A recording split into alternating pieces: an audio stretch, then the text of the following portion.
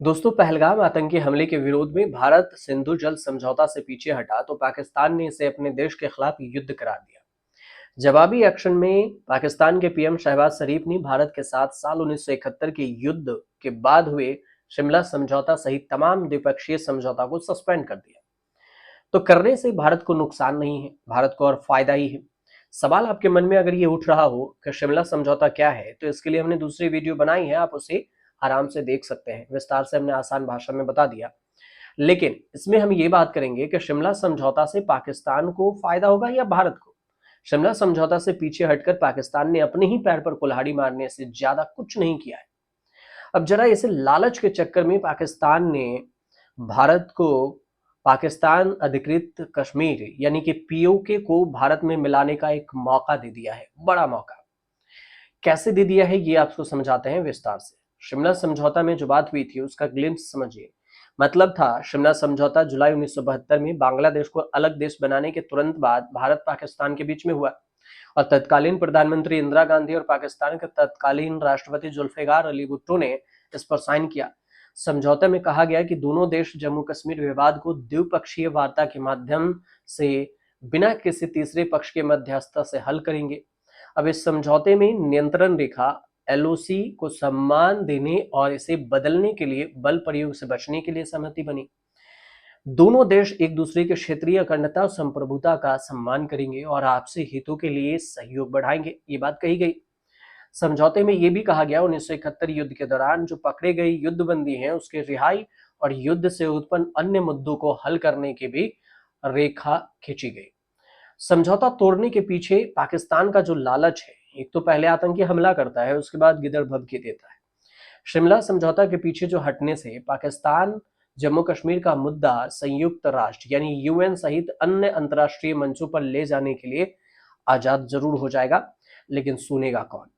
समझौता के पीछे हटने की घोषणा पर पाकिस्तान ये संदेश दे सकता है कि वह कश्मीर को एक अंतर्राष्ट्रीय विवाद के रूप में दोबारा पेश करना चाहता है।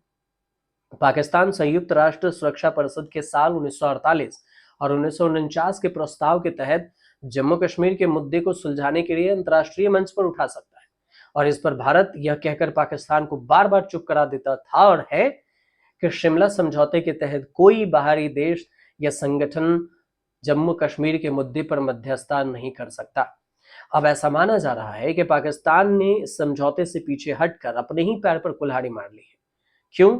ऐसा इसलिए क्योंकि समझौते के तहत यह भी कहा गया कि दोनों देश एलओसी को सम्मान करेंगे और इसे बदलने के लिए बल प्रयोग नहीं करेंगे। अब पाकिस्तान ने अब खुद पर समझौते को सस्पेंड कर दिया, तो ऐसे में पाकिस्तान अधिकृत कश्मीर यानी पीओके को वापस पाने के लिए भारत अब पूरी तरह आजाद है। प्रधानमंत्री मोदी पहले ही कई बार कह चुके हैं कि पूरा भारत में जो है वो चाहता है कि कश्मीर पीओके हमारा हो और पाकिस्तान ने पीओके पर अवैध कब्जा किया हुआ है। और बात भी हकीकत है, पीओके को भारत में वापस जोड़ने के लिए प्रतिबद्ध भी है भारत। और ऐसे में अब भारत चाहे तो बिना किसी कानून के अड़चन के बल प्रयोग करे, आजाद है। पूरे कश्मीर को एक कर ले, अपनी प्लान खुलकर बना सकता है और उसे पीओके को भारत में ला सकता है। हालांकि अगर ऐसा होता भी है तो फिर पाकिस्तान 1948 के यूनाइटेड नेशन के प्रस्ताव का हवाला देकर इस पर हो हल्ला कर सकता है, लेकिन अंतर्राष्ट्रीय मंच पर पहले ही किरकिरी हो चुकी है और पहले ही अमेरिका, रूस जैसे जो देश हैं वो भारत के साथ खड़ा है। वो कह रहा है कि जो आतंक गतिविधियां पाकिस्तान से चल रही है, भारत बखूबी जानता है कि कैसे इससे निपटा जाएगा। तो फिर आप चीखते रहो, चिल्लाते रहो।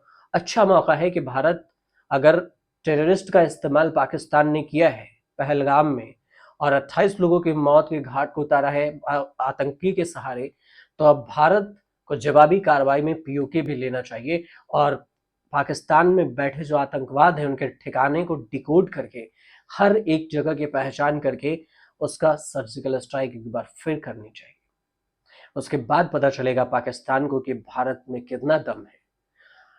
कुछ अपडेट आएगा हम आपको जरूर बताएंगे। आपको ये वीडियो कैसे लगे हमें जरूर बताइएगा कमेंट कर, और अच्छी लगे हो तो शेयर कीजिएगा और चैनल को सब्सक्राइब कीजिए।